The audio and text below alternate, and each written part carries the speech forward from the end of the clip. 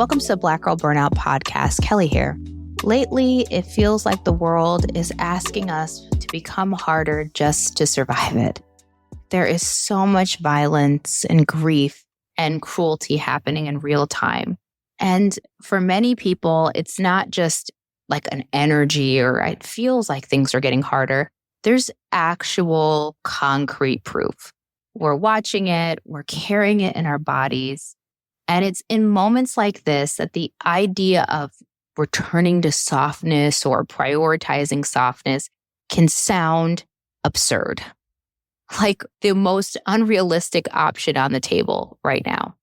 But today I want to talk about why softness isn't collapse or avoidance, especially now, and why staying human, staying tender, even open in a world that rewards hardness isn't weakness. It's the work. If you feel exhausted right now, and I mean not just tired, I mean worn down, I want to reaffirm, like I did last week, that there is nothing wrong with you. We are living in a state of prolonged stress where people are feeling ongoing harm and uncertainty is at an all-time high. As a result, a lot of us are walking around braced, tense, numb, and barely holding it together. So exhaustion is a completely normal response, and there's nothing wrong with you if you're experiencing that. For a lot of us, softness just doesn't feel safe right now, and it can feel irresponsible. And I get it. There's even a part of this that when I sat down to script out today's episode, I thought to myself, what do I want to say? As somebody who herself is struggling right now, I am angry and sad and frustrated. And I feel like at every area of my life, there's something happening that is just every day. I'm like, this isn't possible. Is this real life? And yet, I always go back to the mantra I tell myself, because I too have to work on this, that when things get hard, I become soft. But there are times where that phrase feels naive, or that it's something that I'll get to later after I'm done feeling angry and hopeless and helpless in a situation. It's something I'll get to when things get back to normal. Softness will be a priority then. Rest, absolutely on top of my list, Kelley, right when things stop feeling like at any moment the world is literally going to crack in half. Or maybe you're someone who's like, no, I get that. I want to be soft, but how can I be soft and safe? How can I pursue softness in a way that makes sure I don't fall apart? That I can cope with my life, that I can deal with the really harsh and hard realities that are going on all around me? And to you, I say those questions are very valid. And if you've even sat to make space for this episode or are listening to this episode in any capacity, it tells me that you are further along the journey than you think. And you've also probably endured a whole lot more than anyone has any right to ask of you. The truth is, in the past, being hard, soldiering through, pushing yourself, hustling and grinding was survival. I cannot tell you the amount of years I spent completely locked in survival mode, and the amount of years I've spent unthawing the numbness that was a result of this. How unrecognizable I became to myself because I just wasn't present. That the best way to handle my life and to push through to success was to just disconnect and put on my armor and put on the shell around myself. As an aside, the name Kelley in some versions actually means warrior, or female warrior if it's applied to someone who identifies as being a woman. I used to talk about this, and I've said this before in previous podcast episodes, that was something I was really proud of, that I was a warrior. I lived up to my namesake. And while I still think that I fight the good fight, the word warrior and how I do that work is vastly different than if you would have asked the Kelley 10, 15, 20 years ago. Being a warrior meant I got to survive the battles that I was facing. but it didn't mean I survived them cleanly. And I certainly didn't survive them embodied, but I did survive them. I'm here today to tell you about how to do things a different way after surviving doing things the hard way. So this isn't to shame the fact that so many of us have had to just survive, but it's to affirm that if you're asking, is there a different way to be and to do life, that wanting to have relief and wanting to pursue softness doesn't mean you don't care. And wanting tenderness in a world that gives anything but that doesn't mean you've checked out. Softness isn't pretending things aren't bad. It's not disengaging or what I call like spiritually bypassing, where it's like, I'm on a woo-woo journey to find myself, so therefore I'm not connected at all. Softness is an opportunity to stay human in the face of inhumanity. When I talk about softness, what I'm really talking about is staying in your body and feeling embodied, is what we would say, in a way that keeps you present. It's choosing to feel instead of brace for impact. And it allows you to do what I believe the theme of Black Girl Burnout is this year, which is just to stay human. We are in unprecedented times. And the millennial joke is, this is round 255 of unprecedented times. I'm sick to death of unprecedented times. But here we are. We're in a time that we haven't seen before. And surviving that isn't enough. We have to survive it by staying human. That's the work, especially now. Because the alternative costs too much.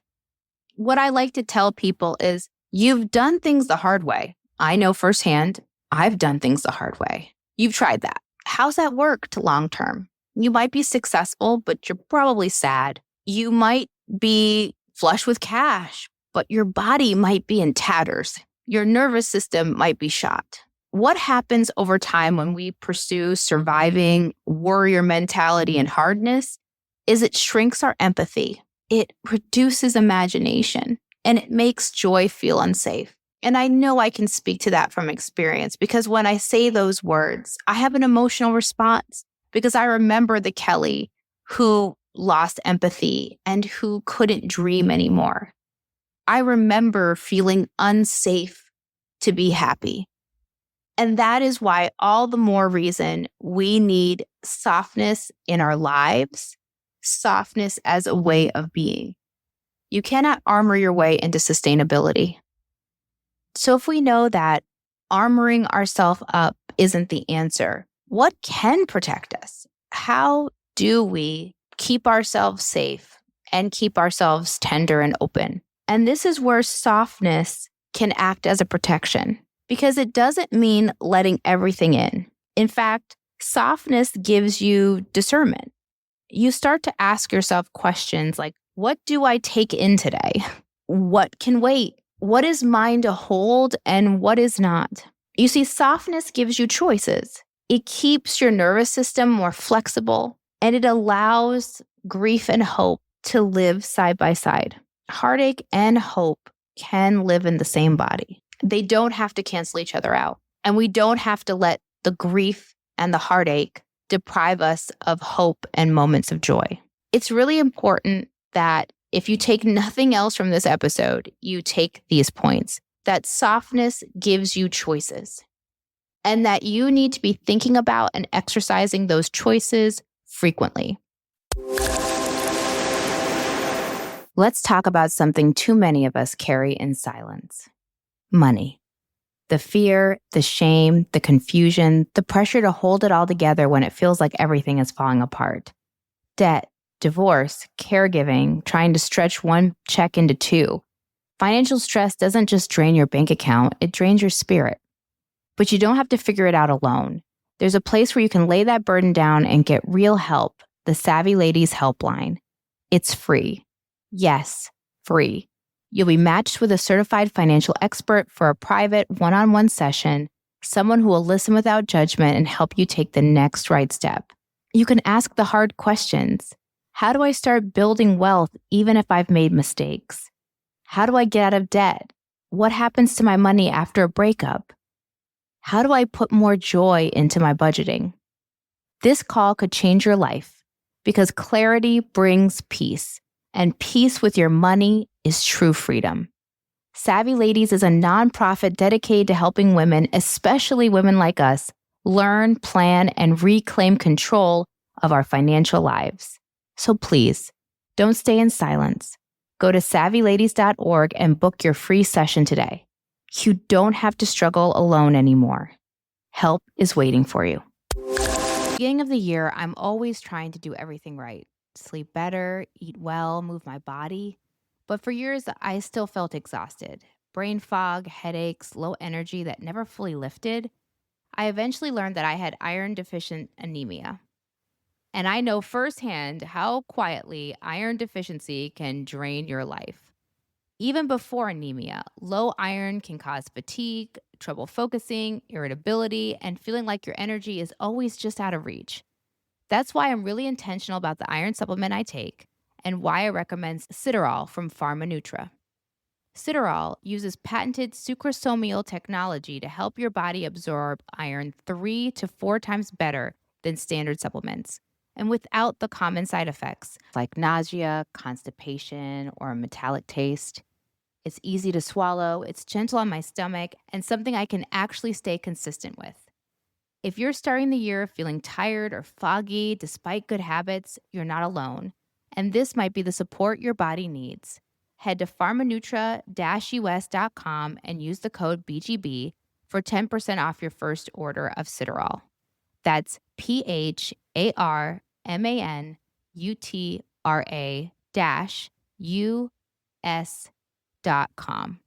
Promo code BGB. When it comes to what can you take in today, you need to be asking yourself that question every single day. In therapy and when people do different talks around wellness, they'll ask like icebreaker questions, such as, if you were a battery, what percentage are you at today? I feel like this is a critically important question that we should be asking ourselves every single day. What percentage am I at? What is my battery saying? Some days we're at 70 or 80%. Some days we're at 10. And if you're at 10, the prescription for you is to prioritize rest above everything. It is critical that you pause and stop. If you're at 70%, you might be ready to take on the world or feeling pretty good.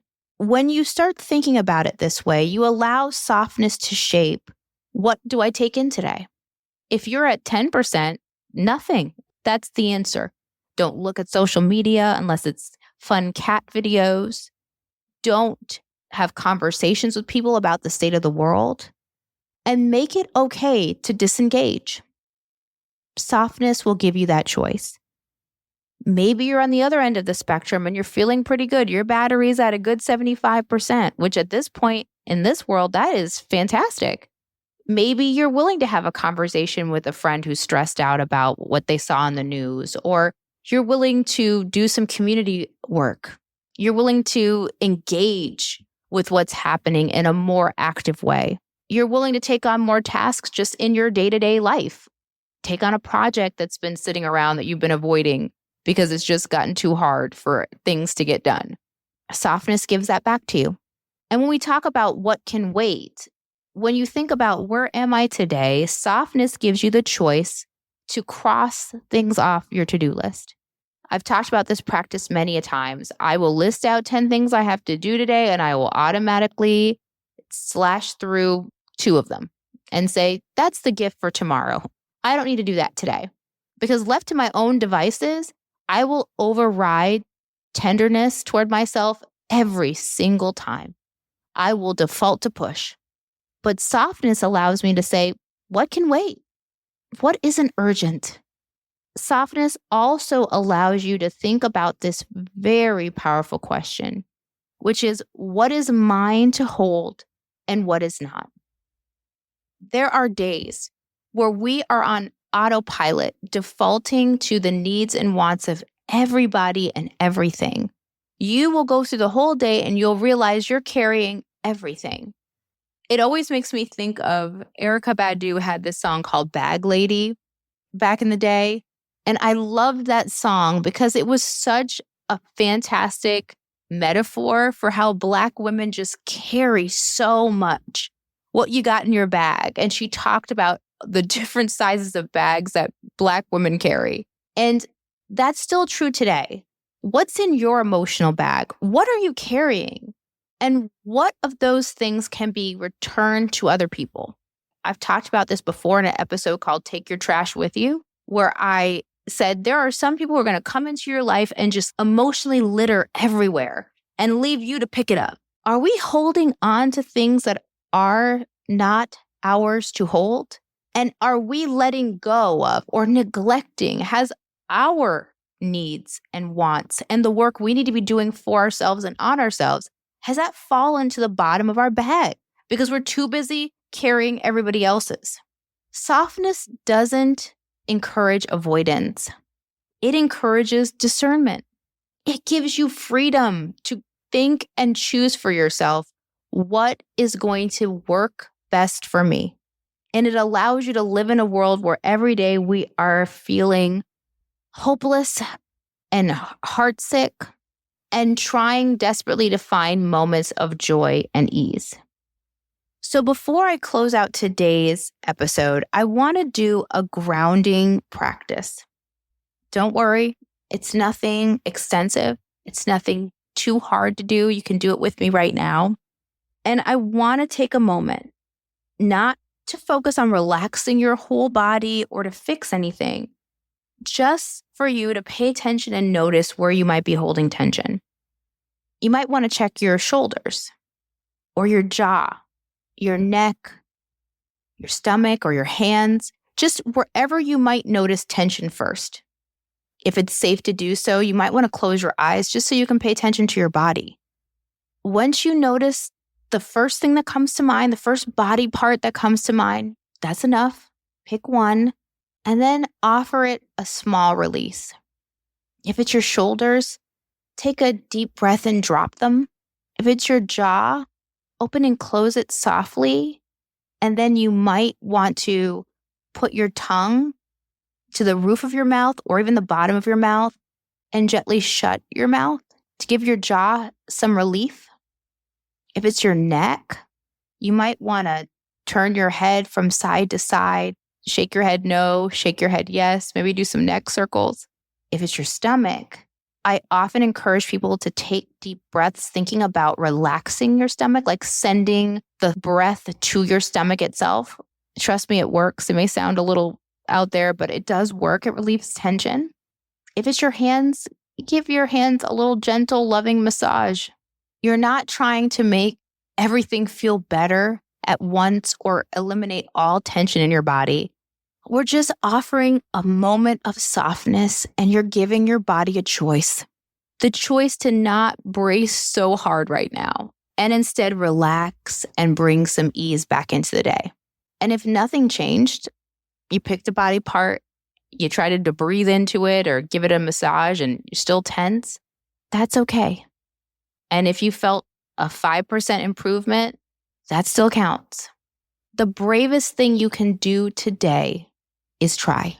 Try it another way. Try it a softer way. Because softness isn't collapse. It's how we endure without disappearing and how we stay human in a world that keeps trying to harden us. Okay, that's it for today's episode. I hope you enjoyed it. You know the drill. If you appreciate what we've talked about today, please make sure you're subscribed to the podcast across all of its platforms. Please share and follow along. Leave a comment because they make my day. I'm going to give you a few comments that have appeared from Spotify this week that have been so inspirational. A few episodes back, I had an episode called You Don't Need to Abandon Yourself to Live Well. A person named, I'm probably going to butcher this, Kalamola said, "Woo, needed to hear this episode, having been burned out in the past year and wanting to take a leave of absence for a year." Someone in response to the episodes, you're allowed to choose a life that doesn't hurt, put, "This was an even greater episode. I'm a night nurse and a business owner. My mornings after work, I always listen to 2 episodes of your podcast. I take away so much. That was from Shay. Lavonda said, great episode. City said, thank you. And then over on Apple, we have quite a few new reviews that got posted. First one comes from Choco Milkshake. Said, thank you, Kelley. I began and ended 2025 listening to Black Girl Burnout. Because of you this year, I've gained a deeper understanding of what self-care looks like for me. I no longer compare my journey to others and know what I need to do to better myself and not to let stress overconsume my life. Thank you for what you're doing to help the community. I can't wait for all the wonderful lessons I'll learn from you this year. Thank you so much, Choco Milkshake. I love your handle. Somebody named Pay Thomas said, Black Women Necessity. That's how they titled the review. I've been an avid listener when I stumbled across Kelley in 2023, and to say it's helped me is an understatement. I'm so grateful for your service. Please know that your voice is heard and has helped me and many others in such a short time frame. She said, Black women are so miraculous. Couldn't agree more, Pay Thomas, and thank you for being a listener. These reviews are the easiest and simplest way to make an impact on, frankly, the financing of Black Girl Burnout. It's what sponsors look at. The rating of the podcast matters. And so for all of you who take a time, even if it's just to click the 5 stars, 2 seconds, it makes a material difference. Also, you can support the podcast as it's now become really a platform where we give you different information on different levels and different places. And guess what? It's super simple. You can find Black Girl Burnout everywhere. And it's just Black Girl Burnout on TikTok, Instagram, Substack, YouTube, Black Girl Burnout. If you're a reader or loved Tumblr back in the day, you're going to love Substack. If you just want bite-sized inspiration, you're going to love Instagram and TikTok. If you want longer form content, I'm starting a YouTube series in the coming weeks all about practical tools and long form, about 10-minute videos on how to make life doable. That's literally the name of the series. There's so much I'm trying to pour back into this community and frankly, back into myself. So until next week, take care of yourself, take care of others, and remember, tenderness is not a liability. It's a form of protection. And remember, softness is not a liability. It's a form of protection.